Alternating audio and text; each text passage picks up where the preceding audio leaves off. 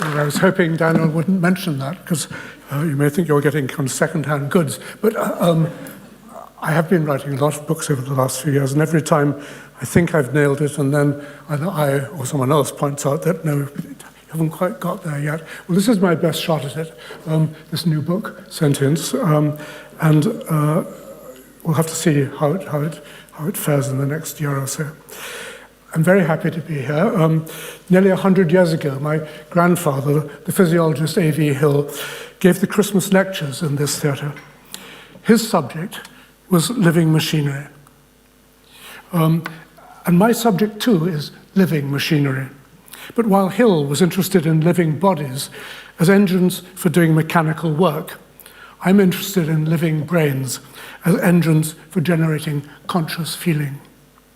His field was biophysics. Mine is psychophysics, verging, as we'll see, on metaphysics. Grandpa Hill was as down-to-earth a scientist as they come. He once gave me his definition of metaphysics. Metaphysics, he said, is the art of bamboozling people methodically. Well, was he onto something? We'll have to see. When I was 16 years old, I made so bold as to challenge Grandpa with a logical conundrum. On a piece of paper, I drew a box, and I wrote on it 2 statements. 1, all statements written in this box are false. 2, pigs can fly. Well, let's think this through. The first statement must, of course, be false, because if true, it would be self-contradictory. But if the second statement were also false, they'd both be false, which is just what the first statement claims. So the second statement can't also be false. Conclusion, in fact, pigs can fly. Grandpa stared at the box with a look of considerable annoyance. Then he announced that he was going to weigh the damned box. For my part, I was never able to get paradoxes like this out of my head. I went on to do a degree in psychology and then to do research on how the brain works. It occurred to me early on that the brain is actually a bit like one of these mysterious boxes. It invents consciousness. In doing so, it gives rise to strange and unexpected truths at the level of subjective experience. Facts about conscious feeling that lack any obvious foundation in the physical activity of the brain. I am seeing red, for example. I am tasting salt. I am feeling pain. For the conscious subject, these are self-evidently true facts about being me. But how can they be so? How can the water of the brain give rise to the wine of consciousness? I've been trying to weigh this damned brain box ever since. And this evening I want to tell you how I've been getting on. In 1972, the cover of the New Scientist magazine showed a picture of a rhesus monkey with the headline, "A blind monkey who sees everything." The monkey, named Helen, was part of a study led by my supervisor, my PhD supervisor, Larry Weiskrantz, in the psychology lab in Cambridge. A few years earlier, he had surgically removed the primary visual cortex at the back of Helen's brain. When I first met Helen, a year after the operation, it seemed that the loss of cortex had in fact rendered her completely blind. But something puzzled me. In mammals, there are 2 main pathways from the eye to the brain, an evolutionary ancient one, the descendant of the visual system used by fish and frogs and reptiles. That goes to the optic tectum in the midbrain. And then there's a newer one that goes up to the cortex. In Helen, the cortical party had been eliminated, but the ancient visual system was still intact. If a frog can see using the optic tectum alone, why not Helen? While Weiskrantz was away at a conference, I took the chance to investigate further. I simply sat with Helen and played with her, offering her treats for any attempt to engage with me by vision. To my delight, she began to respond. Within a few hours, I had her reaching out to take pieces of apple from my hand. Within a week, she was reaching out to touch a small flashing light. 7 years later, She was running around a complex arena, deftly avoiding obstacles, picking up peanuts from the floor. I'll show you some of this ancient film. It was shot on a clockwork camera, so it's not very high quality. This monkey has no visual cortex.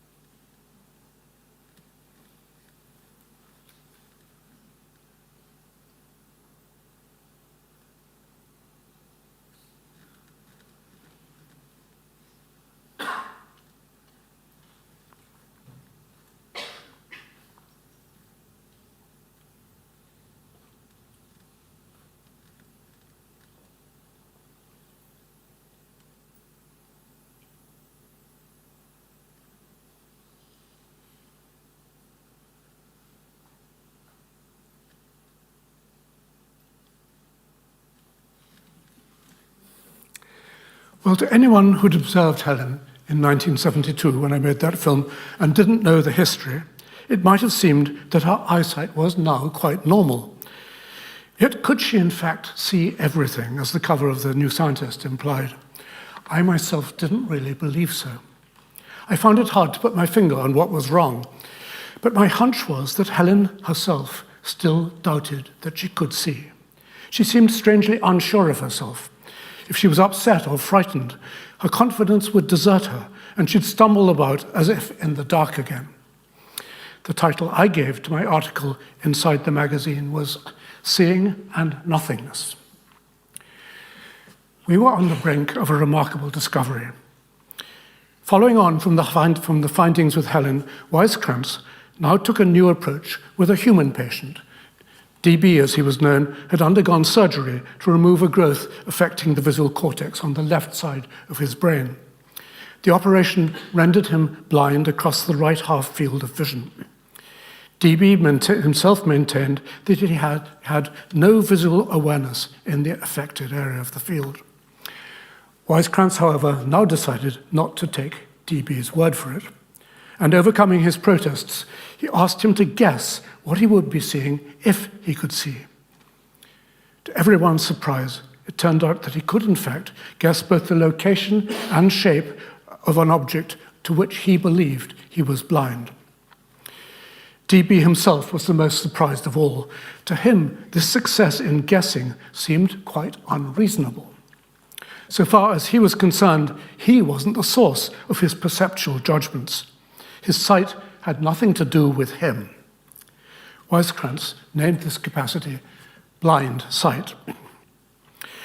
Now, blind sight is now a well-established clinical phenomenon. I expect many of you have heard of it. However, when first discovered, it seemed theoretically quite shocking.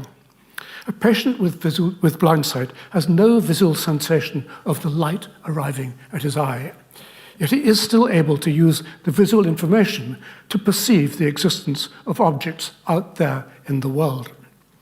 No one had ever expected there could be any such dissociation between sensation and perception. However, as I ruminated on the implications of this for understanding consciousness, I found myself doing a double take. Perhaps the real puzzle isn't so much the absence of sensation in blind sight as the presence of sensations in normal sight. If blind sight is seeing and nothingness, normal sight is seeing and somethingness. And surely it's the nature of this something that we have to explain. Why do sensations normally have the mysterious feel they do? Why is there any such thing as what philosophers call phenomenal experience, our subjective, personal sense of interacting with the stimuli arriving at our sense organs? Not only in the case of vision, of course, but across all sense modalities. How we experience the redness of red, the saltiness of salt, the paininess of pain. What does this extra phenomenal dimension amount to? And what's the use of it? Sensations, let's be clear, have a different remit from perceptions. Both are forms of mental representation. They are ideas generated by the brain. But they are about very different kinds of thing. Perception is about what's happening out there in the external world. The apple is red, or the rock is hard, the bird is singing. By contrast, sensation is personal. It's about what's happening to me and how I, as a subject, evaluate it. The pain is in my toe and horrible. The sweet taste is on my tongue and it's sickly. The red light is before my eyes and it's stirring me up. It's as if, in having sensations, we're both registering the objective fact of sensory stimulation and expressing our personal bodily opinion about it. And as I'll explain shortly, I think that's just what we are doing. But why do it this way? What makes the subjective present, created by sensations, seem so rich and deep, as if we're living in thick time? What can the artist Kandinsky mean when he writes, "Color is a power which directly influences the soul. Color is the keyboard, the eyes are the hammers, the soul is the piano with many strings." Why, indeed, do we use the strange expression, "it's like something" to experience sensations? Is it because sensations are like something they can't really be?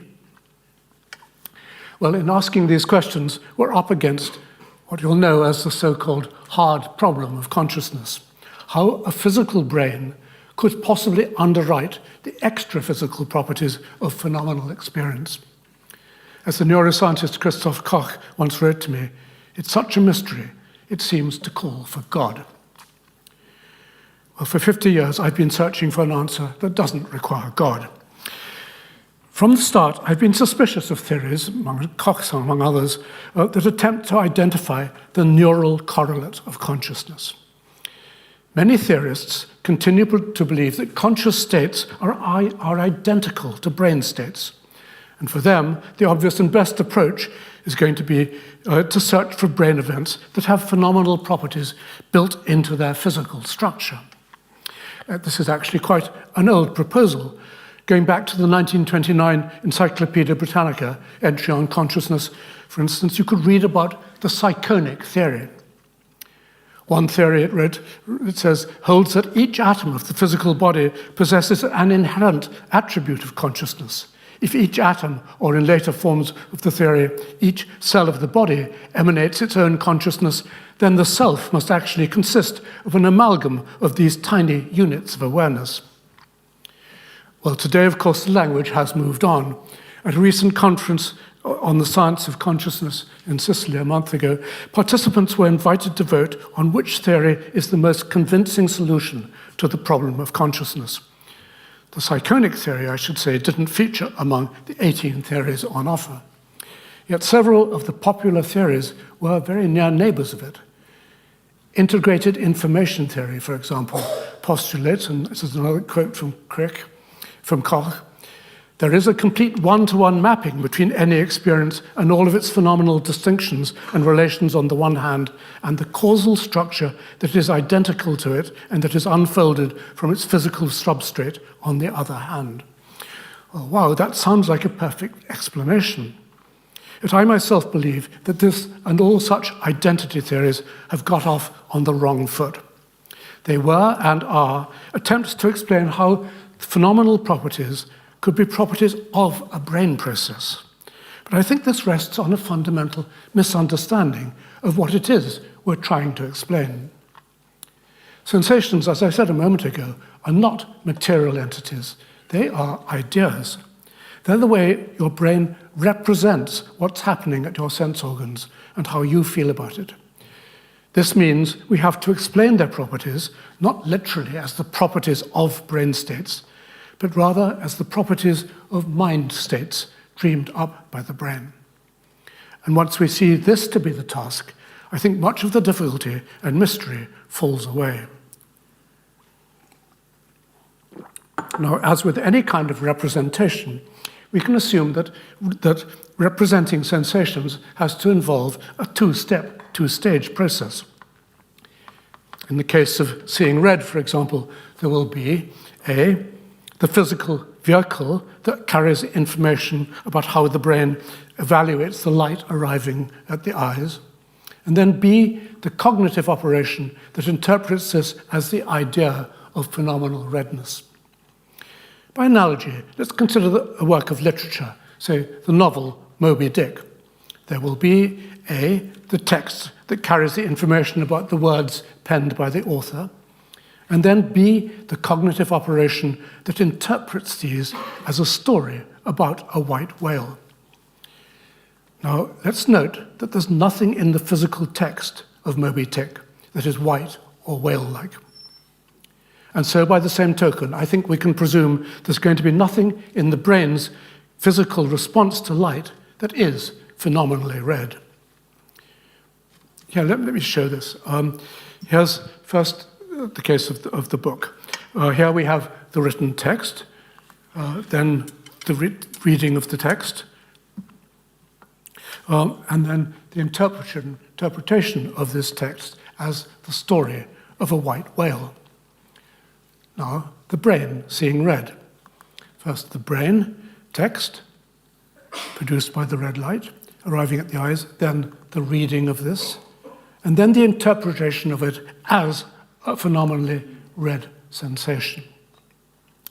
No actual redness in the brain, just the idea of redness. So what's this mean for a genuine science of consciousness? I think it means that our task is to work out just how the brain achieves this feat of representation. And the way I've approached this has been by what we can call forward engineering. That's to say, I've begun with the end product. Sensations as humans experience them today, but rather than treating this, as theorists typically do, as something to deconstruct, I've treated it as something to invent. I've tried to come up with an evolutionary sequence that can get us from the can get us from nothingness to somethingness, from the blind sight of our remote ancestors to the truly phenomenal, fully phenomenal sight we humans enjoy today. Now, the sequence I've arrived at has several twists and turns.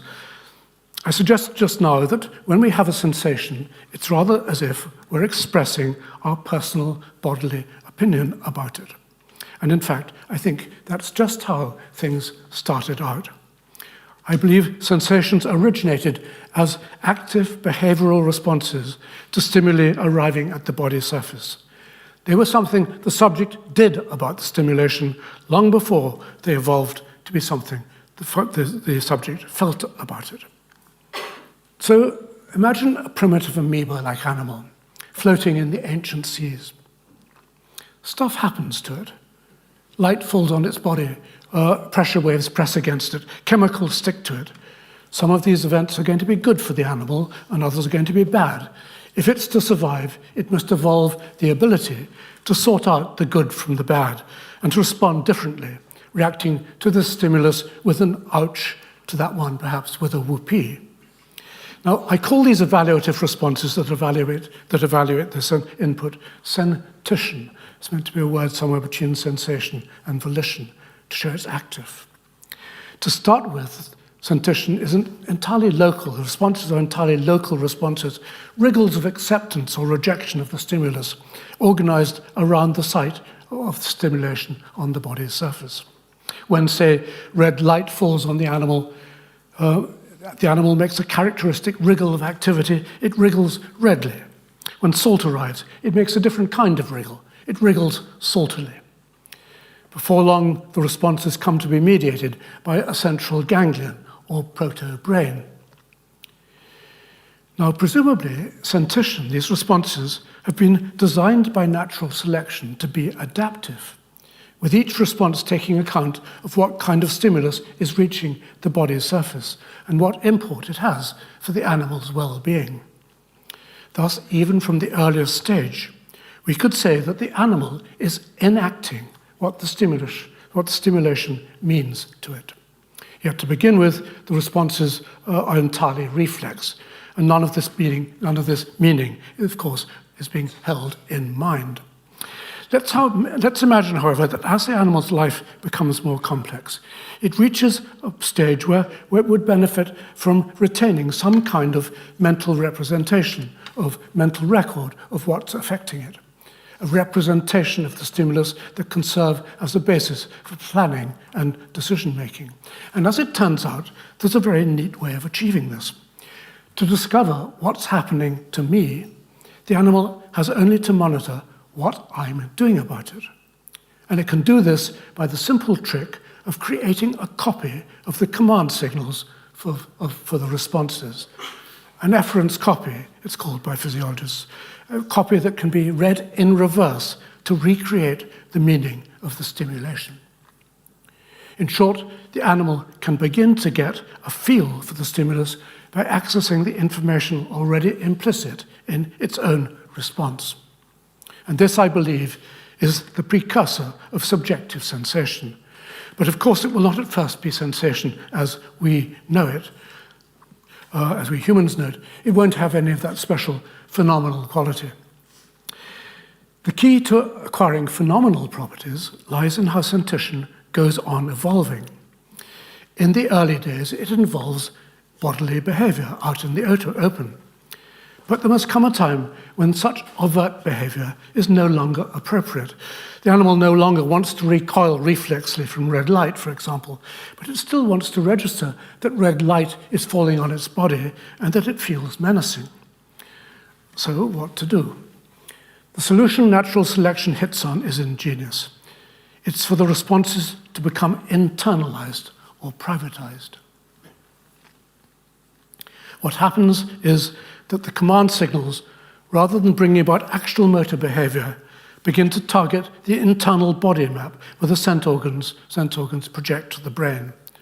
And this way, sentition evolves to be a virtual bodily response, yet it's still an activity that can be read to provide a mental representation of the stimulation that elicits it. Now, as luck would have it, the privatization has a wonderful result. To illustrate what happens, let me switch to something more like a human brain.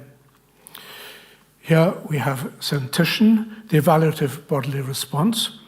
Here the efference copy is being monitored by a proto-self, the new subject of sensation. And here now the response is being privatized. And what's the result? It leads to a feedback loop between motor and sensory regions of the brain, a loop with the potential to sustain recursive activity, going round and round, catching its own tail. And I believe this development is game-changing.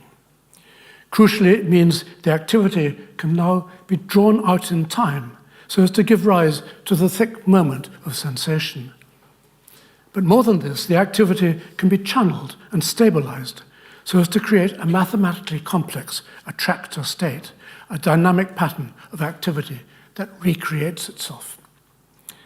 Such an attractor, a mathematical attractor, in theory, can have remarkable hyperdimensional properties.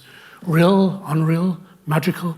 The answer is going to be in the eye of the beholder. Small adjustments to the circuitry will result in dramatic changes to the attractor's shape, with corresponding changes in the subjective experience. And the upshot is, at least in the line that led to humans, it's the creation of a very special kind of attractor, one the subject reads as having the properties of phenomenal qualia. The attractor is still a kind of sentition. It originates as a response to sensory stimulation and still carries information about what's happening to me. But the information now comes in a remarkable new package. It comes, if you like, as part of a riddle written on the brain. Arguably, the brain has in fact evolved to methodically bamboozle the mind.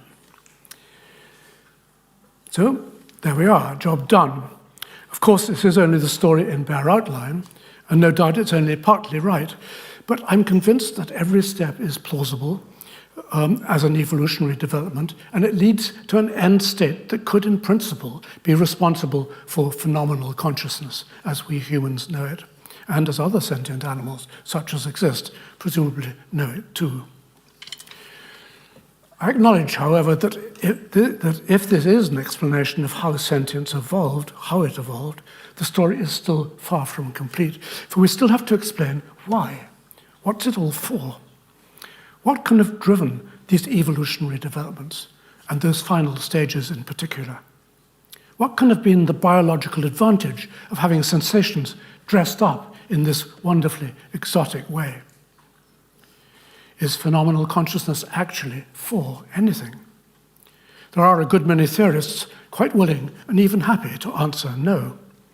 To quote philosopher Jerry Fodor, consciousness seems to be among the chronically unemployed. As far as anybody knows, anything that our conscious minds can do, they could do just as well if they weren't conscious. Why then, he goes on, did God bother to make consciousness? What on earth can he have had in mind? Well, I won't presume to answer on behalf of God, but I will try to answer on behalf of natural selection.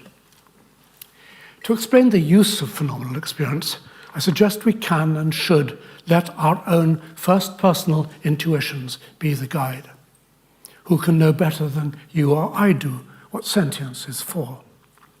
So ask yourself, what would be missing from your life if you lacked phenomenal consciousness, if you had blind sight, blind touch, blind hearing, blind everything?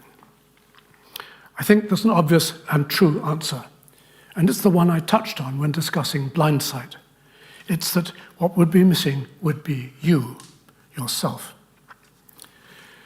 As I remarked earlier, one of the most striking facts about human patients with blind sight is that they don't take ownership of the capacity to see. Lacking visual sensations with phenomenal properties, lacking the somethingness of seeing, they believe that their manifest capacity for visual perception has nothing to do with them. Then imagine what it would be like for you if you were to lack phenomenal experience of any kind at all, and if you were to believe that none of your sensory experience was owned by you. Presumably, yourself would disappear. And of course, I'm not alone in saying this. The Scottish philosopher David Hume was in no doubt that sensations provide the basis for selfhood. He wrote, "For my part, when I enter most intimately into what I call myself, I always stumble on some particular sensation or other of heat or cold, light or shade, love or hatred, pain or pleasure. When my sensations are removed for any time, as by a sound sleep, I may truly be said not to exist." So, remove phenomenal experience and the self ceases to exist. But by the same token, install or reinstall it, and the self leaps back into existence. Let's think back then to that point deep in the past when natural selection first breathed life into the loops in your ancestors' brains.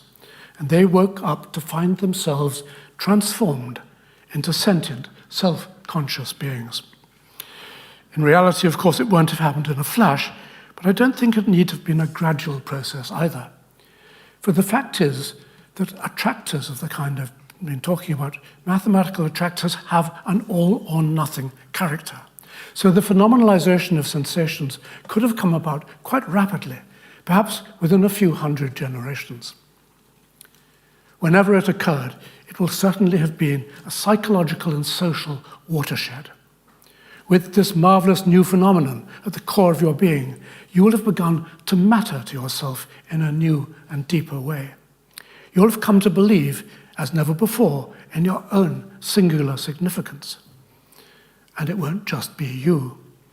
For you'll soon recognize that other members of your species probably possess conscious selves like yours. And so you'll be led to respect their individual worth as well. I feel, therefore I am. You feel, therefore you are too. In fact, you'll soon make a remarkable discovery. It's that when you imagine yourself in your fellow creature's place, being his kind of self, you can model in yourself what the other is feeling. In short, phenomenal consciousness will have become your ticket to having a theory of mind and living in what I've called the society of selves. So we come to the big question. If this account is anything like right, what does it say about the distribution of consciousness across the animal kingdom? I've shown some chimps in my slide here. No one could doubt that they are sentient. But among the huge variety of other non-human animals alive today, which species are likely to have crossed the line to sentience? My account suggests that there will be two crucial considerations. It's going to depend on the kind of brain you have and the kind of life you lead. First, there will have been no physiological means for generating phenomenal experience unless the animal has a brain that can house sensory-motor feedback loops capable of creating attractors of the kind I've described. And second, there will have been no evolutionary incentive for the animal to acquire these attractors unless it has a lifestyle in which possession of a phenomenally enriched sense of self can enhance its personal and social survival. This leads me to a surprising and possibly unwelcome conclusion. It means, I think, that sentience must be a rather recent evolutionary innovation. By far the majority of animals on Earth have neither the brains nor the use for it. To stick my neck out, I'll be more specific.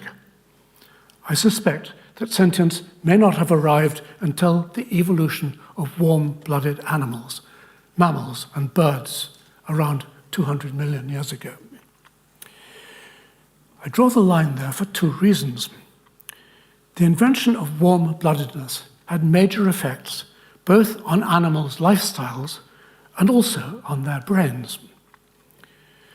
To start with, warm-bloodedness made animals relatively independent of environmental conditions. Cold-blooded animals not only have to stay within the relatively narrow geographic limits that they're used to, and they have their activity levels dictated from moment to moment by the ambient temperature. As the sun sets or goes behind a cloud, the body of a cold-blooded animal, such as a lizard, chills, and its muscles and nerves slow down. By contrast, warm-blooded animals take their environment with them, and so can be alert and active, feeding and socializing, traveling, both by day and night, winter and summer, high in the mountains and down in the plains. Now, as the bodies of warm-blooded animals became more self-reliant and self-contained, I imagine that their sense of self did too. After millions of years in which their ancestors had had their lives constrained by environmental temperature, the new ones found themselves let off the leash. In body and mind, they became increasingly autonomous agents with the freedom to go where they would, when they would. Suddenly, a huge constraint on selfhood had been lifted. But that's only half the story. For just at the time when warm-bloodedness was increasing animals' sense of having an individualized self, it will also have been having a dramatic effect on their brains. The reason is that conduction speed of nerve cells increases with temperature. Here's a graph of how it changes in a human's finger. But all nerves behave in this way, including brain cells.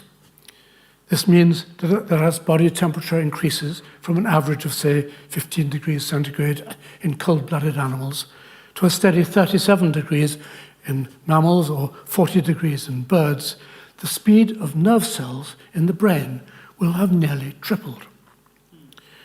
Because this will have reduced the time lag in any feedback loops, it will have made recurrent activation much more likely to occur. And I suggest this could have been just what was needed to fire up those attractor states. Turn up the temperature, and bingo, the activity takes off, and the phenomenal self emerges. Okay, this is all speculation. It's time to ask, where's the evidence about the reach of sentience in the animal kingdom. It's sometimes said we shouldn't expect there to be any evidence of sentience. Sentience is all on the inside and is invisible to external observers. But of course that can't be right. If sentience has indeed evolved, natural selection must have been able to recognize the effects it has, the effects it was having at the level of behavior, effects that increased the animal's chances of survival.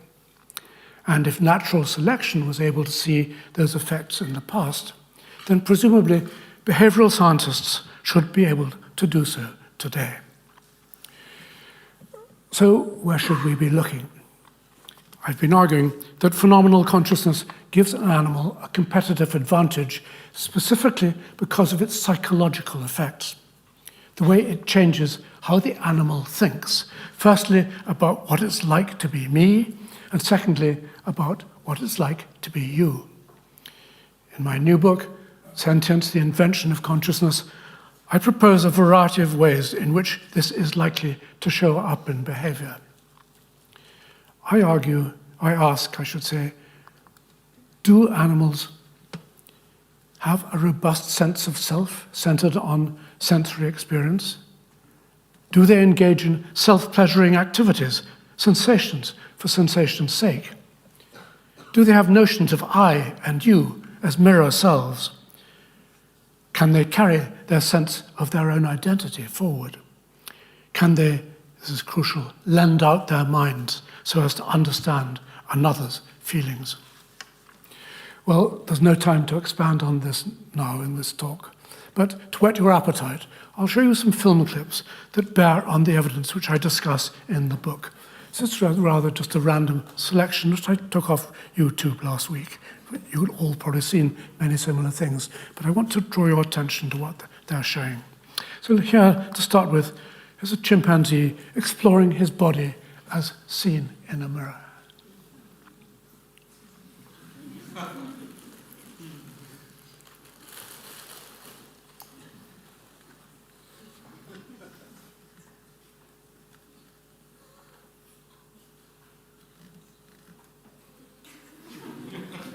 I believe he doesn't have a sense of self founded on bodily sensations. Here are some swans going for a dry ride. Pure sensation seeking is what's he doing.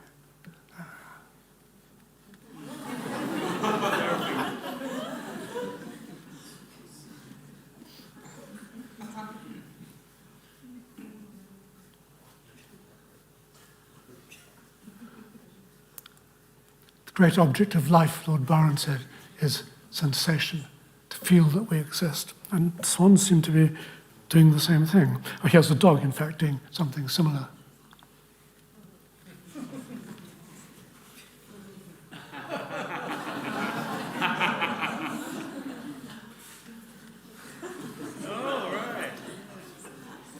And I will show you, but he takes it up again and again and again.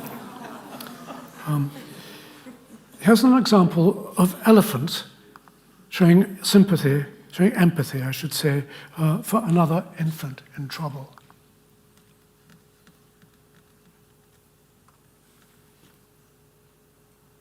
Panic.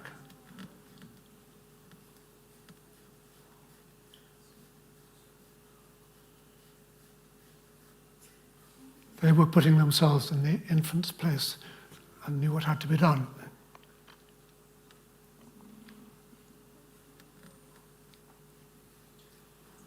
And here, for good measure, is a film of a boy doing just the same.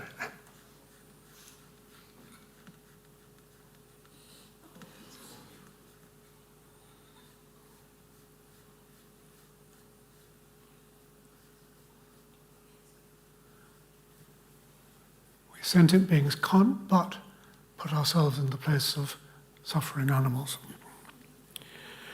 And here are magpies bewailing a dead companion, puzzling about where that self has gone to.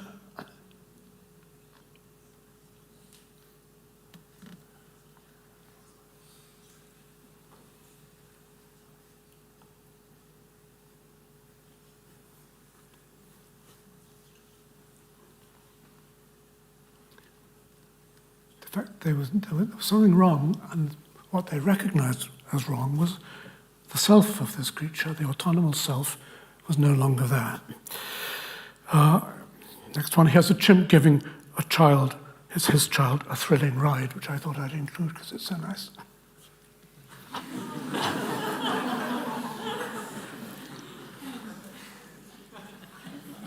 He's doing it because he knows the infant finds it, makes him happy. He's projecting himself into the mind of his own baby. Well, I'd agree, of course, that no particular example can seal the deal.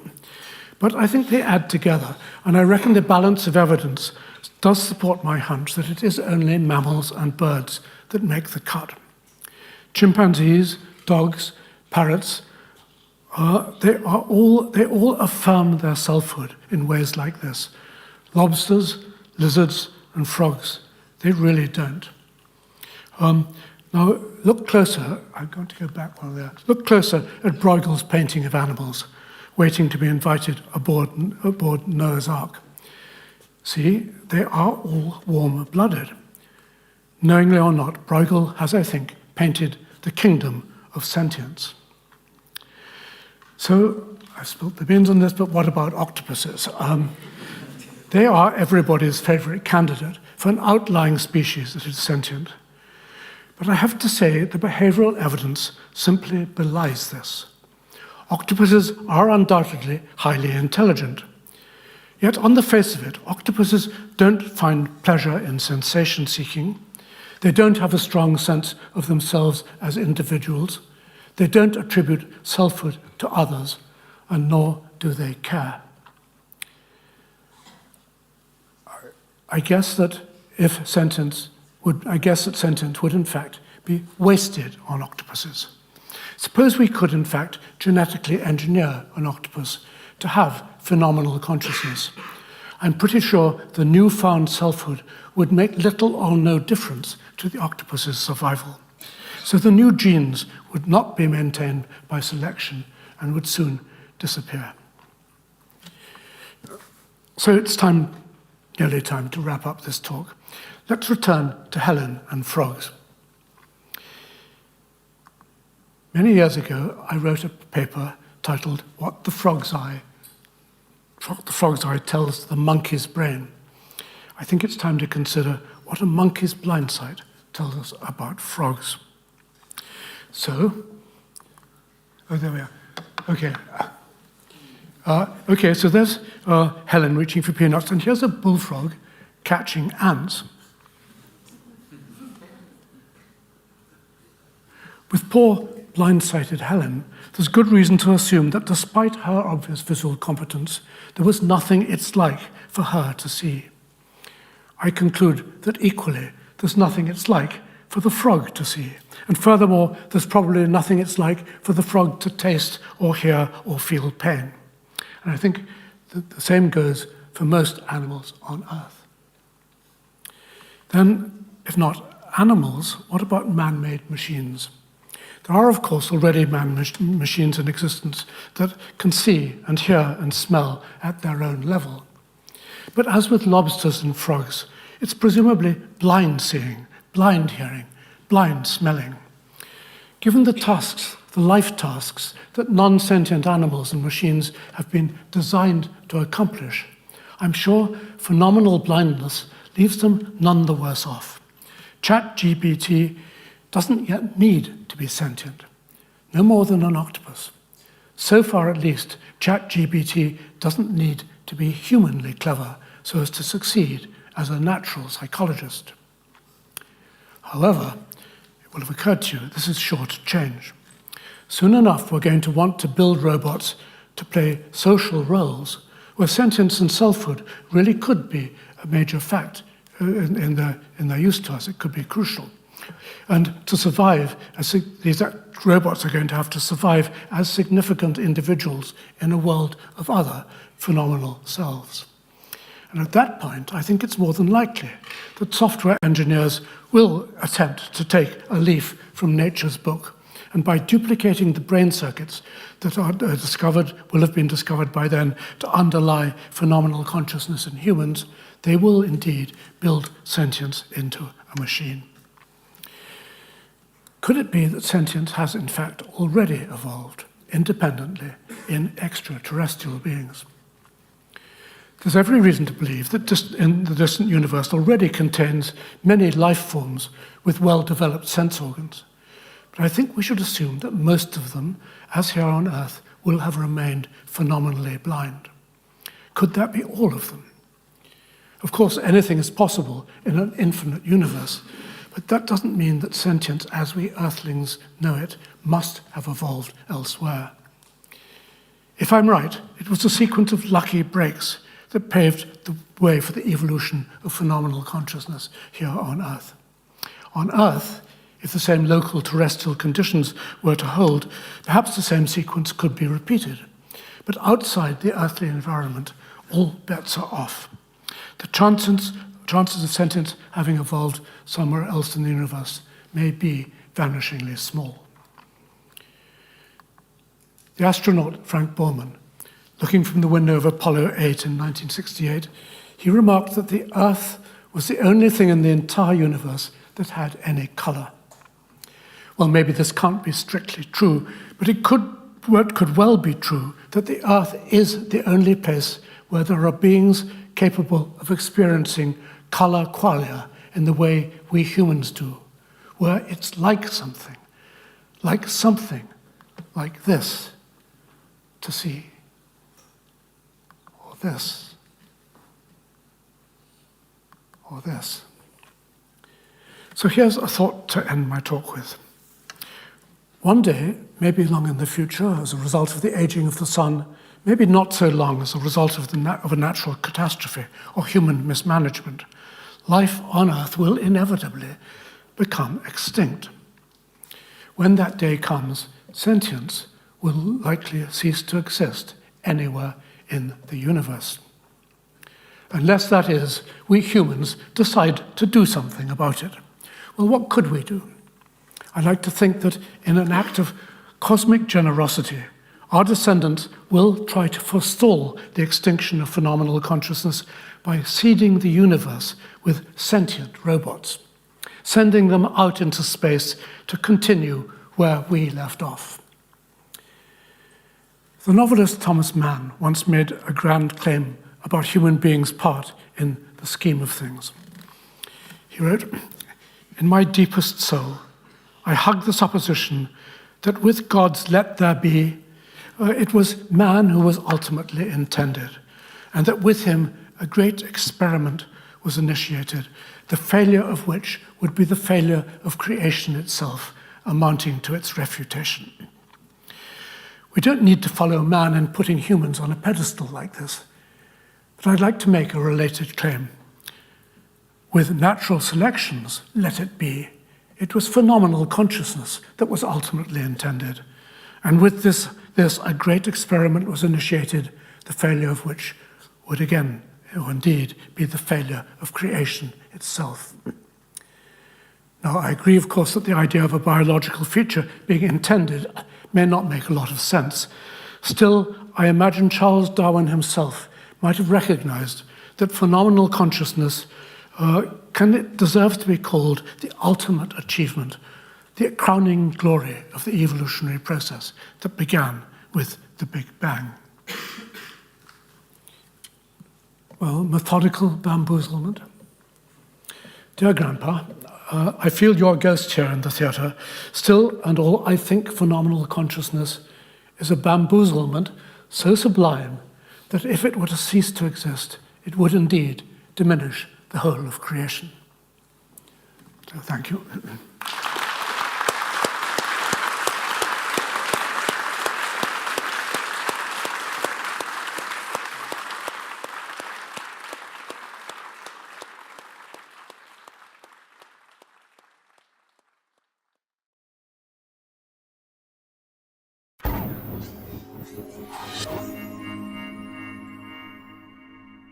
Thanks for a really wonderful talk. I'm wondering if you could just clarify to what extent this is sort of an illusionist conception of consciousness? And if not, then isn't the hard problem still sort of there ultimately? How does the mental stuff, the qualia, how do they arise out of the physical? Well, so illusionist is the word you use. Illusionist is now this term of abuse by a good many philosophers. Wait, she's abusing you? So what's are illusionists accused of, Nick? They're accused of denying the existence of consciousness. And it's partly my fault. I actually used the word illusion a long time ago when I suggested that perhaps what it's like when we have phenomenal experience, it's like looking at an example of the real impossible triangle. A physical object which, if you get to the right position, looks like something it really couldn't be. That, of course, is an illusion. It's a mistake. There's no such impossible triangle in existence. But I think that's not a good model for qualia or phenomenal consciousness, certainly not as I'm developing it now. I don't think we're making a mistake when we attribute these properties to how we feel about sensations. It is how we feel about sensations, and it changes our psychology in significant ways, which are causally brought about by the sense we have of the magic and unexpected and mystical qualities of consciousness. So I don't like the term illusion, and I've tried to argue Dan Dennett and others out of it. For one thing, I think it's politically a mistake to call consciousness an illusion, because people say things like, well, of course, you're saying consciousness doesn't exist. And of course they're not, but they're not affirming consciousness as an extraordinary piece of real magic, which really does have important effects and represents how we feel about what's happening to us. Now, on the question of whether the hard problem has been solved, I will claim that it has, or at least in a way it has, and it's because of the move I make away from an identity theory towards a representational theory. The hard problem is always formulated in how could physical matter have phenomenal properties? And the answer is that it can't, and therefore we need to get into all these Mysterian theories of David Chalmers and others. But how physical brain could create the idea of qualia, I think, is an entirely different problem. We haven't exactly solved it at the moment, but we do know how words or texts and things can create a picture, a representation of something which can have very powerful effects and be very important to us. And I think that's the route we should follow. We need to understand representation to see how the brain could be creating this wonderful idea. But that's what it is. It's an idea.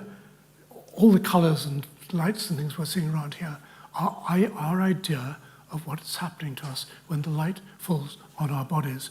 And it's not going to be so difficult, though we haven't done it yet, I think, to create a story of how that representation comes about.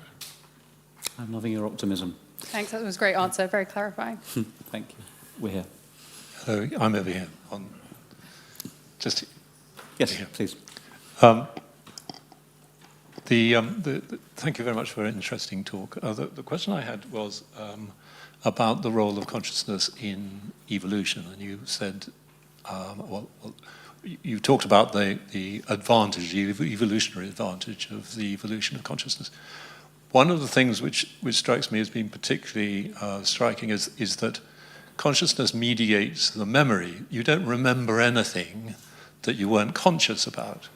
And I wondered whether that mechanism into memory is the advantage that consciousness gives us, in the sense of the apparatus to anticipate what might happen again. Yes, well... Are we going to accept the premise, by the way, that you can only remember things that you were conscious of? I think, I'm happy to go along with that, but okay. It depends what we mean by conscious. And this is where this would open up into another story altogether. I'm talking about phenomenal consciousness, about the quality of conscious experience, what its likeness of sensations. But there's another use of the term consciousness, which is a much older one in a way, which means simply having introspective access to mental states. When I was a student and we read about consciousness, all we read about was cognitive theories of how how information is being processed in the brain. The most current best theory of that is a so-called global workspace theory of it. And it's a very effective way of describing or suggesting how the strategy the brain uses for managing a continuous flow of sometimes contrasting and conflicting information to produce a single narrative which leads to decisions and judgments which make sense. None of that story of the global workspace makes any reference to phenomenal consciousness or what it's like. So I actually now distinguish between cognitive consciousness and phenomenal consciousness. And I didn't have time to go into that now, but say something which I'm probably going to really confuse you now. I think that frogs probably do have cognitive consciousness. I think a lot of animals have cognitive consciousness. It's a very good strategy. It was probably invented by natural selection early on and widely distributed in the animal kingdom and is already in use in machines, this ability to integrate information in a global workspace. So is that sort of roughly the sense that you're only thinking about one thing at once? Yes, yeah. Daniel Dennett's called it the multiple drafts theory and so on. And when you say that consciousness could have had an evolutionary function independent of the kind of thing I've talked about, I think, yes, cognitive consciousness probably did, this way of dealing with information. But it preceded phenomenal consciousness. I think a frog can be, can know, in a sense, have access to its own mental states without there being any phenomenal quality associated with it. And if, maybe I can show it, my next slide, hang on. I actually have come around to the view that Helen, my monkey, did have introspective consciousness about vision, at least by 7 years later, even though there was no phenomenal content to it. Let's see what comes next so I go on there. Hang on. Yeah, I'll tell you what makes me think that. I discovered Helen would dither as if she was making up her mind about what she could see. Now, if she could only do that, if in fact she knew what she was or wasn't seeing. I first saw it when she would see something out of reach for sitting on a branch of a tree, for example. She'd reach for something, and if she saw it was out of reach, she'd hesitate without reaching and, in fact, pull her arm back. She knew she couldn't see it, couldn't reach it. Here's an example, I think, of Helen dithering. Let's see if she'll do it again. And I think that's extremely significant. I think Helen must know what she can see. And yet, at the same time, there's every reason to think she has blind sight. So this drives a wedge, as I think blind sight in general does, between sensation and perception and between phenomenal consciousness and an earlier, more primitive form of cognitive consciousness. Thank you. Hello, thank you. It was very good, and I'm a complete novice at this, but you made a really good argument for the idea that the consciousness is a really good way of finding the borders of where I end and where the world begins. And if you understand where you end, then surely consciousness has a role in understanding my limitations and therefore what I need to learn. Yes. I mean, the self-concept I talked about was just simply the idea of myself existing as this kind of bubble in the universe, having this inner access, I've got this inner access to it, but it's closed off from everybody else. And I carry it with me, and it's the source of my ambitions and my defects and everything else. So yes, the individuality of consciousness, I think, is part and parcel of it. Individualism has had a very bad press recently. People think it's, no one should even try to think in terms of the importance of the individual. But I think, looking at it from an evolutionary point of view, I think the invention of individualism, the invention of the idea of the importance of the self was absolutely essential to lay the ground for future developments. By the way, I super welcomed a question from somebody who hadn't had a lot of experience of this domain before, so thank you. Just behind you, yes. Hi, so thank you for that wonderful talk, and you are an excellent storyteller, so thank you for those tips. I as an octopus lover, Yeah, here we go. I what? An octopus lover, Nick.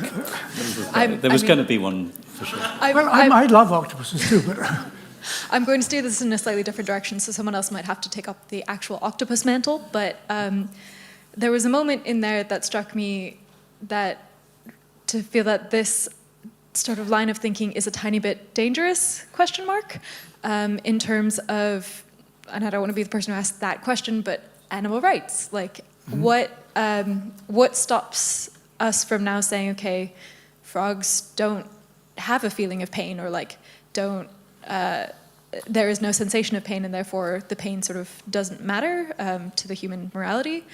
Yeah, how would you respond to that? well, Thank you. And listen, we welcome the question, right? It's fairly put. yes. Well, of course, we, in one sense, what could stop us worrying about the existence of phenomenal consciousness in insects or chatbots, for that matter, would be a good theory which explained why they don't have it, why they can have all the sophisticated behavior which they show without any requirement for phenomenal consciousness or any evidence that they put it to use. Now, that's exactly the kind of theory which I'm trying to produce, but of course, I'm flying a kite in a way when I say just warm-blooded animals. So I think there must be a line somewhere, and I'm just suggesting, let's see if that could be where it occurs. The evidence for octopuses, I think, is based just on behavior. They don't show the signs which we would take to be evidence of consciousness in creatures like dogs or chimps or parrots or ourselves. It's easy to spin stories which kind of suggest they do. There's a famous documentary, I'm sure many of you have seen it, called My Octopus Teacher, which is a wonderful bit of kind of Disney narrative.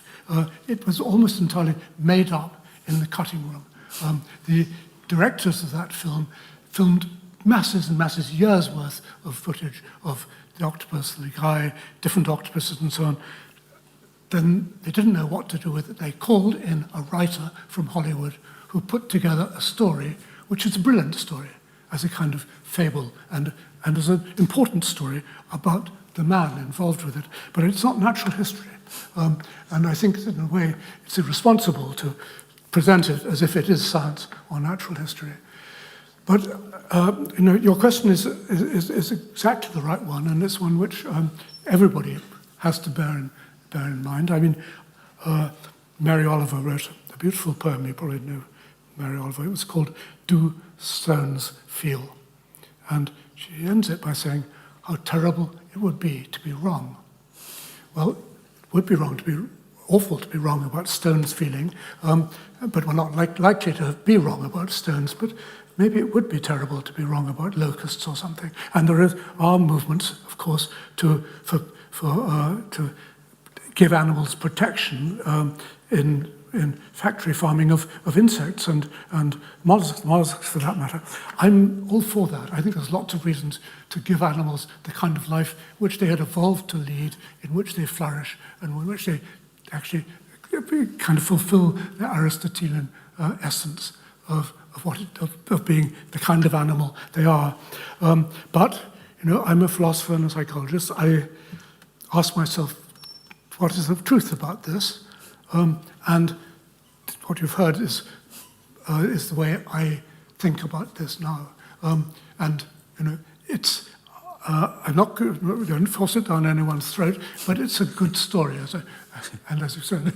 Nick, I don't know. And I think that's Einstein's theory of the universe is a good story as well. It happens to be one with slightly more corroboration than my theory of consciousness has yet. So far. But just to press you on that quickly, I will come to some questions. If you're right about the distinctions, or are these distinctions, do you think, relevant to the question of how we should treat different kinds of animals? Well, yes, I think they could be. If we had very good evidence and a theory to back it up, that a particular kind of animal, which we weren't sure about, does have phenomenal experience of the kind which we value so much in ourselves, we'd be then right to assume that that animal's life matters to it in the way our lives matter to us, and therefore, therefore, if we put ourselves in its place, we would want to be treated well. That's the golden rule of ethics. And I think so. Yes, it does matter, but there are lots of other reasons for treating the extraordinary creations of nature with respect and with humility and with love, for that matter.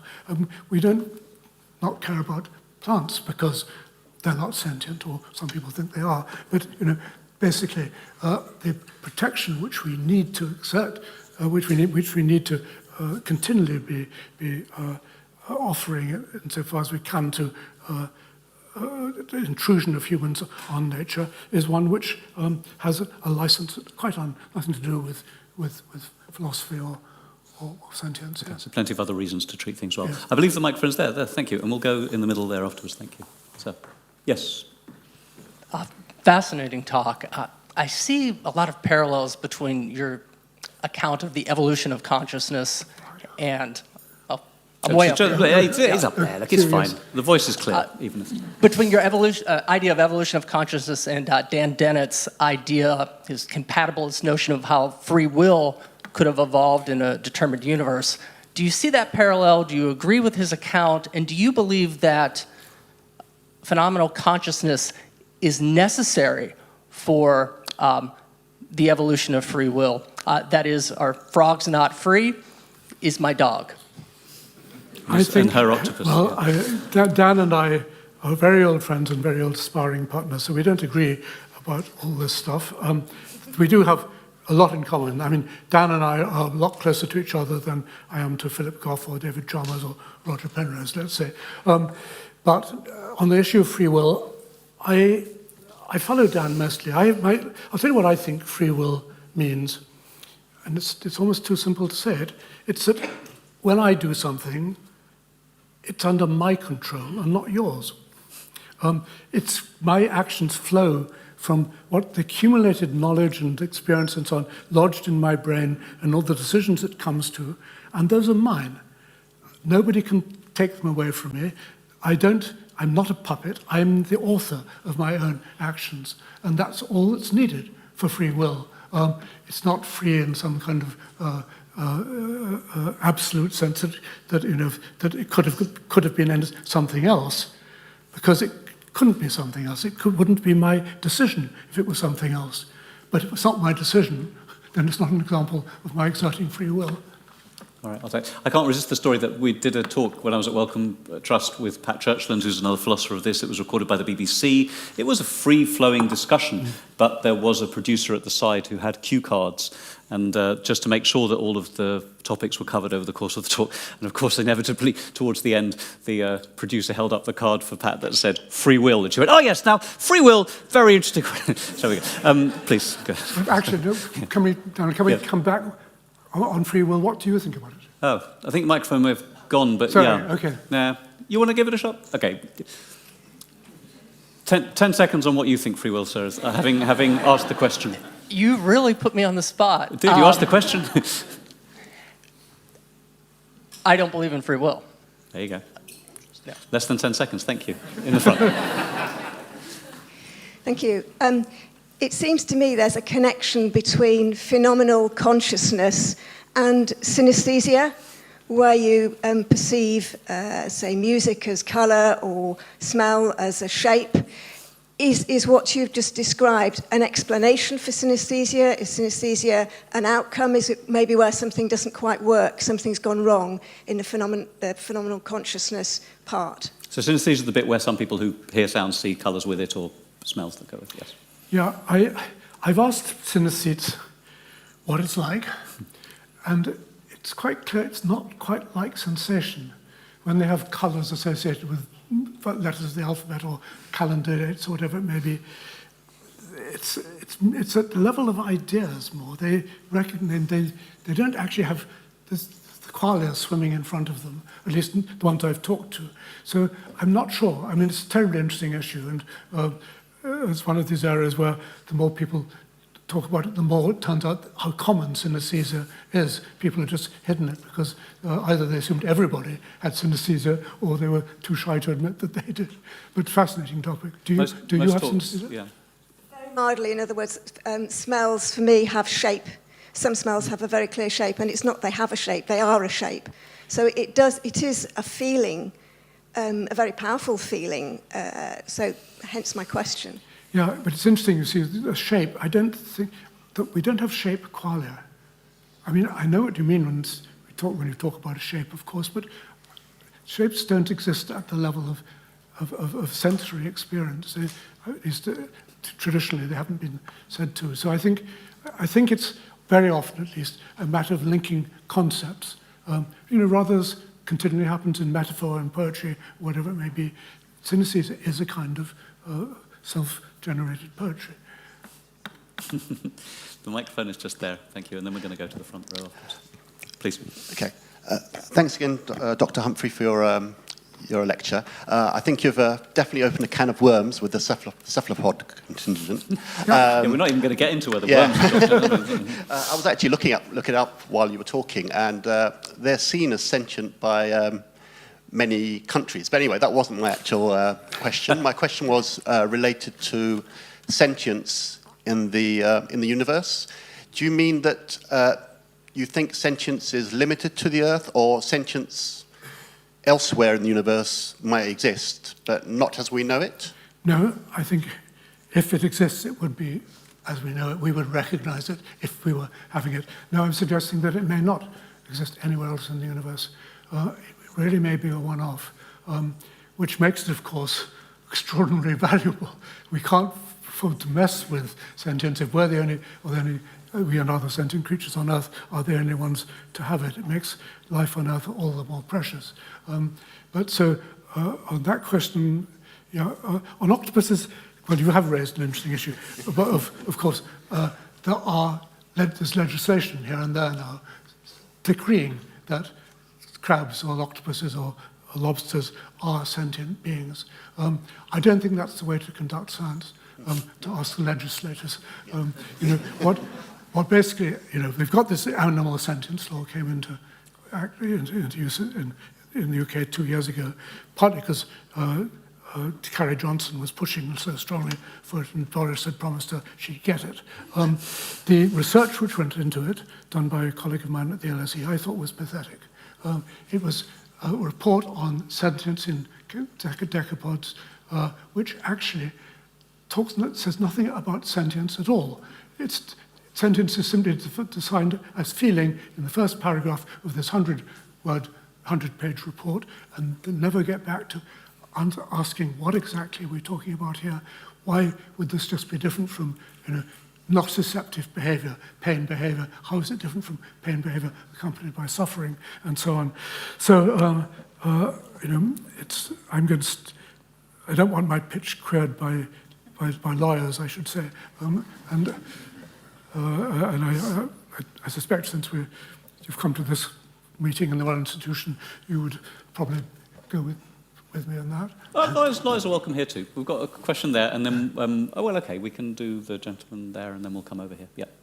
Thank you so much for your talk. I wanted to ask you a question more from a sociological and philosophical perspective. So, over the last 100 years, there's been a lot of research done on collective trauma and cumulative pain and the generational inheritance of sensations, and not just in humans, right, in other species too. And so there's evidence that apes have memories of whether or not they've been widowed, that elephants have memories of funerals and these kinds of trauma. And so I'm interested in some ways in pushing back a little bit against some of the individuality and selfhood that you're discussing, and I'm curious about sort of the future of collective identity, going beyond just empathy and a sense of a golden rule, but a shared sense amongst species of themselves as a unit, and what you make of that kind of research. Well, I don't think it's research on consciousness. Collective consciousness must mean something very different from the kind of thing which I'm talking about when I'm talking about sensations. We don't have collective sensations. we don't reach a kind of communal view of what it's like to feel red, to see red. But the existence of ideas which can capture a group or a society and be very powerful in shaping its direction is, of course, a real phenomenon. It's more to do, I would say, it's more to be explored at the level of linguistics, anthropology, sociology than philosophy of mind. There have been, of course, lots of ideas. It kind of goes a long way back to suggest, for example, that groups of animals which are very, very closely related, like ants in an ant's nest, could genuinely have a collective consciousness and make collective decisions. I think it's not impossible that they could. If they did, I would call this a case of very advanced cognitive consciousness. I don't think it'd be right to say that there was any feeling involved in that. Thank you, Nick. And just for those of you, some individual as opposed to collective decisions to leave. We're going to be done in about 5 minutes for those of you that have trains to catch, just to avoid the collective action. So. Thank you very much. I found like your end the talk with the way have like building the conscious robot and to like see the universe very inspirational. And I just want to ask, since you mentioned like this phenomenological consciousness is a very recent evolutionary invention, do you see like this is it, or is there like some higher state of that next stage of consciousness? Yeah, if it's just evolved recently, is there a possibility that it's just a stage on the road and will evolve something better soon? Or sooner or later? Well, I'd be surprised. I don't know what it would be, and therefore, since I can't plan for it or even want to imagine what it would be like. But it's true. I don't think that cognitively conscious creatures could have imagined what phenomenal consciousness would be like before it came along. And so the limitations of our ability to imagine the future are serious, and we must be humble in those circumstances. I have a feeling that consciousness is about as good as it gets. I was grateful to you, Nick, for including large language models in your talk, because they're, have only recently come, as it were, to our own consciousness. I was struck by your remark that if it became useful, if I understood you correctly, for machines to have consciousness in the sense that we do, then we would just be able to work out what that algorithm was and write some code for them to do it, and then they would have that. And I mean, there's a kind of startlingly bold set of claims there. And I didn't say it would just. All we'd have to do would be just that. It's obviously.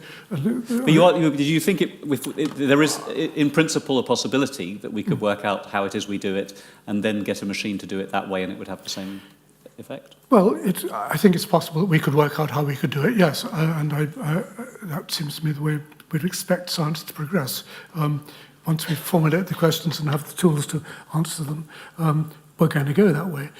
Whether, having discovered how it works in humans or in parrots for that matter, that would turn out to be the best way to instantiate it in machines, I don't know. But it's remarkable how often engineers are discovering that nature got there first and has got a series of tricks up its sleeve which modern engineering couldn't even conceive of, and certainly can't emulate yet. So simulation is the name of the game in engineering these days. Okay. So just to be clear, then, it's possible that a machine could embody the things that you're talking about, yes, even if octopuses can't. Yeah. I think we're there. Yep.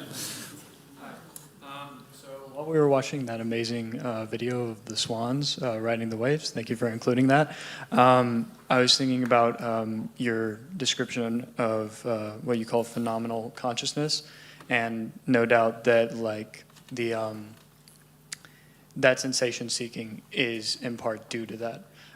But the phrase phenomenal consciousness reminds me, I do a little cognitive work, and it reminds me of just episodic memory. And I was wondering if then these species that are a little bit more primitive, if you believe that they don't have the capacity for episodic memory, period. Well, I don't see why not. I don't think the two issues are necessarily related. But it's, no one's ever going to do an experiment like I did with Helen again. It wouldn't be allowed, I may say. I didn't do the operation on that monkey, but Larry Westcott had a license to do it, but he wouldn't get one these days. It isn't relevant enough to medical research to be justified.